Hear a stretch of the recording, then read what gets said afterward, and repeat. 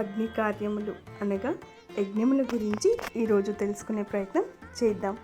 యజ్ఞగుండములు చతురస్రాకారంలో లేదా త్రికోణాకారంలో లేదా వృత్తాకారంలో ఉండాలి.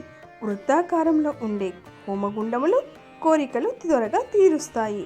చతురస్రాకారంలో 24 అంగుళాల కొలత ఉండాలి లేదా దానికి రెట్టింపు ఉండవచ్చు. త్రికోణాకారంలో హోమగుండం ఉంటే 8 లేదా 12 అంగుళాల ఎత్తు ఉండేలా చూసుకోవాలి. వృత్తాకారంలో ఉంటే 8 లేదా 12 అంగుళాల లోతు ఉండేలా చూసుకోవాలి.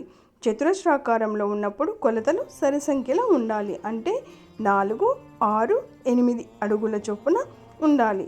త్రికోణాకారంలో ఉంటే విషమ కొలతలు అంటే బేసి సంఖ్యతో ఉండాలి. 5, 9 అలా. మనం చేసే యజ్ఞాన్ని బట్టి 8 లేదా 12 లేదా 24 అంగుళాల లోతు ఉండేలా చూసుకోవాలి.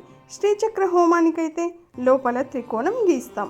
విష్ణువుకు సంబంధించినదైతే చతురస్రాకారంలో ఏర్పాటు చేస్తాం. అలానే తూర్పు నుంచి పడమరకి, ఆగ్నేయం నుంచి వాయువ్య దిశగా దర్భతో కోణం గీయాలి. ఆ తర్వాత నెయ్యి తీసుకోవాలి. హోమగుండంలో మంత్రం చదవకుండా నెయ్యి వేయకూడదు.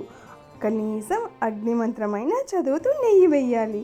మహాలక్ష్మి యాగంలో ప్రసీద ప్రసీద అనే మంత్రం చదవాలి. అదే సరస్వతీ మాతకైతే సరస్వతి స్వాహ అనే మంత్రం చెప్పాలి. ఏ మంత్రానికైనా చివర స్వాహాని కానీ నమహాని కానీ ఉండాలి. సాధకుడు ఎంతో కొంత అగ్ని కార్యం తెలుసుకొని ఉండాలి. మరి విపరీతంగా మంత్రాలని అరచి చదవకూడదు. అలాని గొనగొనకూడదు.